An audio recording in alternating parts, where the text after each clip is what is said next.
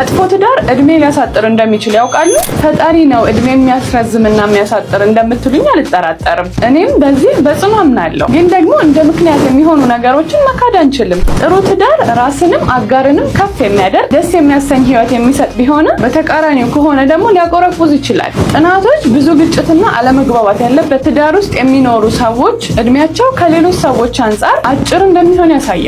ከዚያም በተጨማሪ በርካታ የጤና ጦሶችን ያመጣል። ከነዚህም መሃል የሰውነት ክብደት መጨመርና መቀነስ፣ ለታይፕ 2 ዳያቤተስ ወይም ደግሞ የስኳር ህመም፣ የሰውነት የምግብ ዑደት ችግር፣ ሱስና ተያያዥ ጦሶች ይጠቀሳሉ። የሰውነት ስርዓት መዛባት፣ የራስ ምታት፣ የጀርባ ህመምና ተያያዥ ችግሮችንም ያመጣል። የልብ ህመም፣ የእንቅልፍ መዛባትን፣ የበሽታ መከላከል አቅም መዳከምን ከነዚህ ውስጥ ናቸው። ትዳራችሁ የተረጋጋና ሰላማዊ ይሆንላችሁ ዘንድ የኔ ምኞት ነው። እንደ ምኞት ይኖሩልኝ። ዶክተር ኢክራም ነኝ። ፎሎ ማድረግ እንዳይረሳ። Follow me, I'll follow you. Let's help each other.